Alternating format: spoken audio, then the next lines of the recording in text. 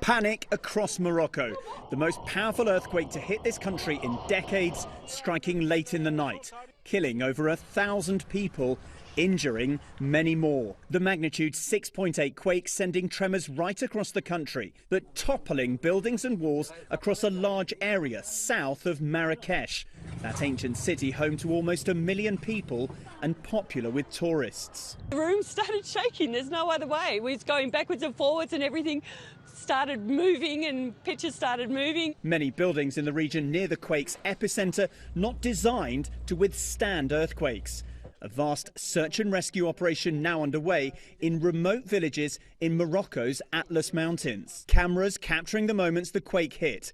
People on the street running for cover as debris falls all around them. Customers at this restaurant fleeing. Video taken by a Japanese tourist showing the panic in Marrakesh. And in the small town of Moulay Brahim, many buildings were severely damaged. Firefighters working to free people trapped in the rubble. Roads leading to some hard-hit remote mountain villages are littered with large boulders, making it difficult for rescuers to get through. The injured being transported to hospitals in the region, with the death toll expected to rise. And residents concerned about aftershocks now sleeping outside. It's being called a black storm, the worst since records began. And it came without warning. In Hong Kong's city centre, this man was swept away, umbrella in hand, as floodwater cascaded down a staircase. Another stood helplessly on top of his capsized boat as it was claimed by a swollen river. Almost 16 centimetres of rain fell within a single hour. I don't think I've ever seen flooding this serious in my entire life. Landslides have left roads impassable, potholes becoming gullies, swallowing cars whole. At this shopping centre in the Chai Wan district, water streamed in, soaking floor after floor.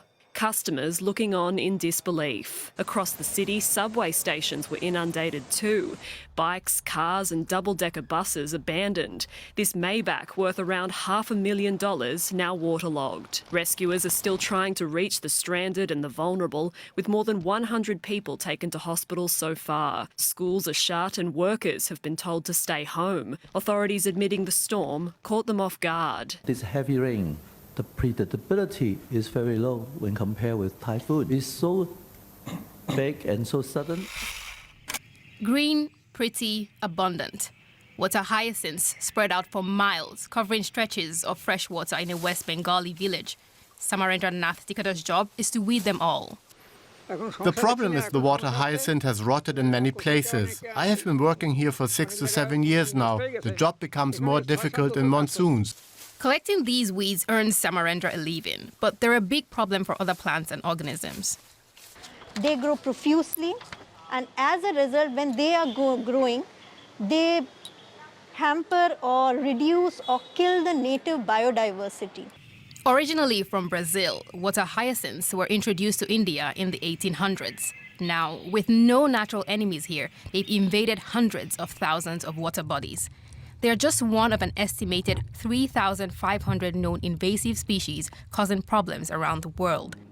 They spread through transport systems, are used to control other species, or increasingly are moving into new territories due to climate change.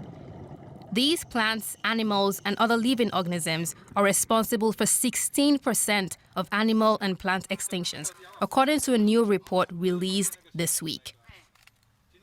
It found that invasive species cost countries more than $400 billion yearly. Almost all of that are from losses. The report says countries are not doing enough to prevent and contain the intruders. The Americas are one of the most impacted regions, as is Asia Pacific, where countries like India are seeing some of the biggest impacts, according to the researchers. These scenes are becoming increasingly common in Turkey's largest city. A month's worth of rain fell within hours in Istanbul. Several streets turned into rivers, and dozens of cars were washed away. Officials say they received around 4,000 emergency calls, and the floodwaters damaged 2,000 homes and businesses.